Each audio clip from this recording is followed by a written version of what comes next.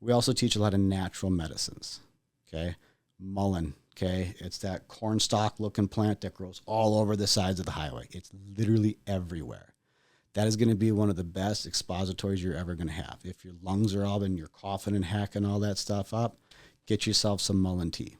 It's absolutely fantastic. If you have a cough and a sore throat, okay, the best cold medicine you're ever going to get is going to be onions and honey.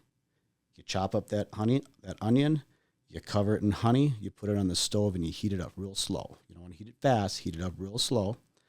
And then once the onions become soft, you take it off the heat and you let it cool naturally. Once it gets back down to room temperature, scoop those onions out, throw them in the garbage, and that honey afterwards, that's the best cough and cold medicine you're going to find. I was at a bad cold, knocked it out of my system in 24 hours. Done.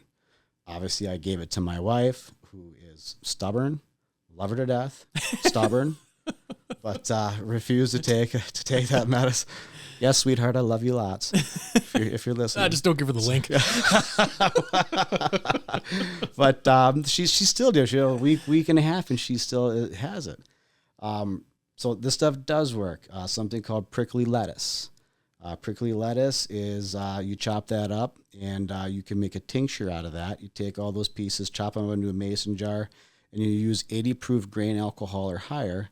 And obviously consult your doctors before taking any natural medicines. There's the plug for legal-wise. But you soak that in 80 proof grain alcohol for about 4 to 6 weeks. You put it in your cabinet in the shade. Don't leave it in the sunlight.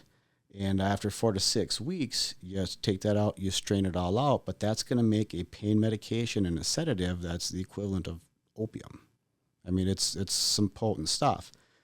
And it grows behind my propane tank. Okay? It's all over the place. What was the other one we use? St. John's wort. Okay, St. John's wort is an awesome antidepressant. Okay, but you only want to take that for a short period of time because you can't start doing it. So about 12 weeks is when you want to take for that. So general rule of thumb, it grows in my field. You can take a bunch of it, dry it all out, and you make a tea out of that. And you usually want to start taking that right around the winter solstice. That's the shortest day. Okay. A lot of people have a vitamin D deficiency, which drives a lot of depression. Those short days, lack of sunshine, you're losing a bunch of vitamin D. So if you're preemptive on this or trying to stay ahead of the curveball, we all know we're going to get those wintertime blues and fall into a little bit of depression.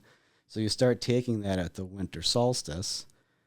And then by the time you get through a 12-week regimen, the days are longer.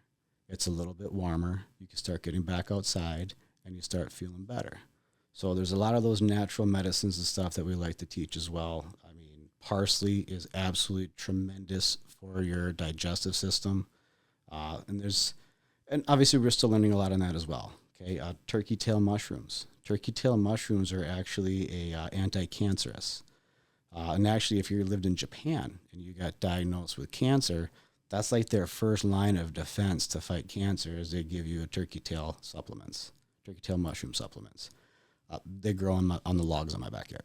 I got piles of them. Okay, so I mean, and again, consult with your doctors before taking any kind of natural medicines and stuff. But we're not teaching anything new, but there is a lot of stuff that we can do that used to be used that is just lost information that we're trying to revive and bring back.